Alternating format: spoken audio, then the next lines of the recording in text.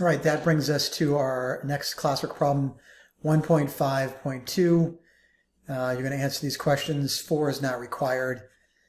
And I'm going to move on. Oops. Showing you the answers again.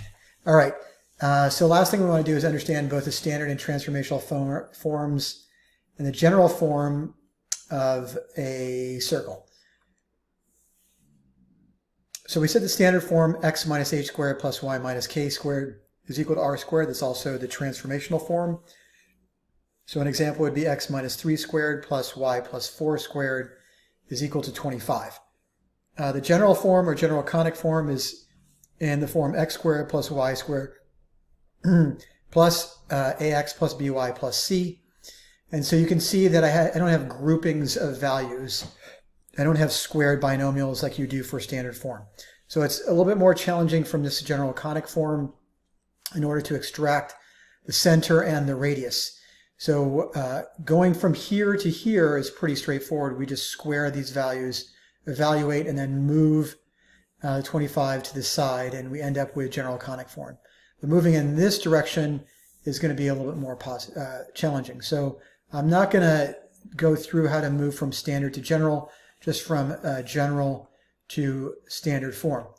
All right, so let's talk about how we're going to do that. So I have general conic form here, x squared plus y squared minus 30x plus 10y plus 234, and we're going to complete the square.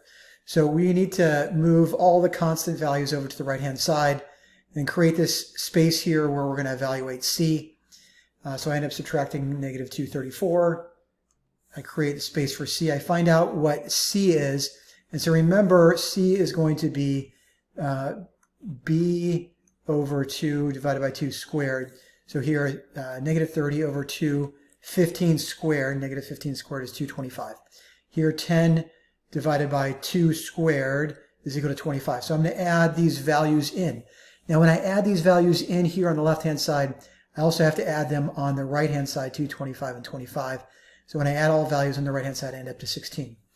And then I rewrite my quadratic here as a squared binomial as a perfect square, which is a perfect square trinomial here as x minus 15 squared, and then for y, y plus 5 squared. And I end up going from general conic form to standard form.